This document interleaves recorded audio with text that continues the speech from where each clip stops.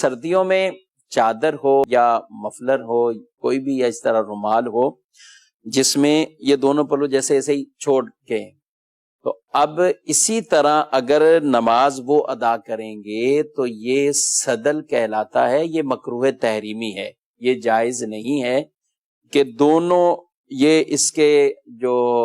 کونے یہ پلو یہ ایسے جیسے لٹک رہے ہیں اور اسی طرح نماز پڑھیں گے تو نماز مکروہ تحریمی ہوگی، اس نماز کو دوبارہ پڑھنا یہ واجب ہوتا ہے۔ ہاں اگر اسی طرح چادر یا رومال یا کوئی بھی ہو اس کو آپ یوں کر لیتے ہیں تو اب اس میں بچت کی صورت ہے اور نماز ہو جائے گی، لیکن بہتر اور سنت طریقہ جو ہے وہ اختیار کرنا چاہیے، اور اس میں یہ چادر، یہ تو خیر چھوٹا سا رومال ہے اور مفلر ٹائپ کا ہے، تو اس میں یہ ہونا چاہیے کہ امامے سے اوپر وہ لیں اور اس کو یہ کر کے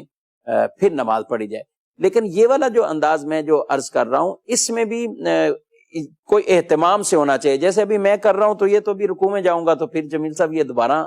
صدل ہو جائے گا، واپسی صدل ہو جائے گا اور اسی طرح اس کے کونے لٹک جائیں گے، تو اہتمام کرنا چاہیے۔ جب چادر آپ لیتے ہیں تو چادر بھی اگر آپ نے سر پہ لی ہے اور پھر وہ ہو، پھر کچھ ایسی ہو کہ اس کو آگے بھی کہیں تھوڑا سا آپ پھنسا لیں کہ اب آپ نماز آرام سے آپ پڑھ سکیں، اس طرح کے اہتمام وہ کرنے چاہیے۔ لیکن اگر سر پہ چادر نہ لی اور آپ نے ایسے ہی جیسے گلے میں ہی رکھی ہوئی ہے اور یہاں پہ اس کو گھما لیا ہے تو بہرحال صدل سے اب آپ محفوظ ہو جائیں گے، اور یا پیچھے کی طرف ایک آپ کو نہ آگے ہے اور ایک پیچھے ہے تو بھی نماز ہو جائے گی، لیکن بہتر بہرحال وہی انداز ہے کہ جس کے اندر کہ سر کے اوپر بھی وہ ہماری چادر آ جائے۔ حدیث پاک میں ارشاد فرمایا گیا ہے کہ اللہ ان کی طرف نظر رحمت نہیں فرماتا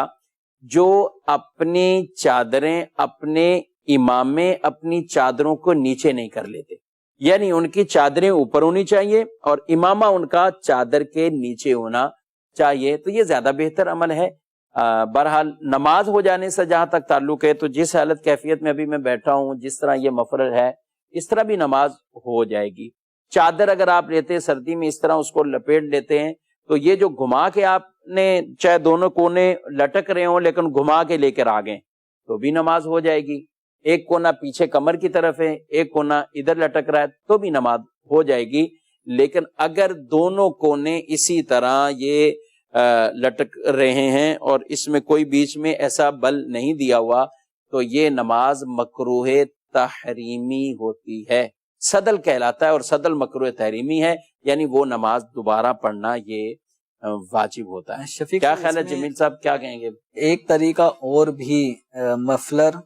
یا جو بڑا رومال ہوتا ہے اس کو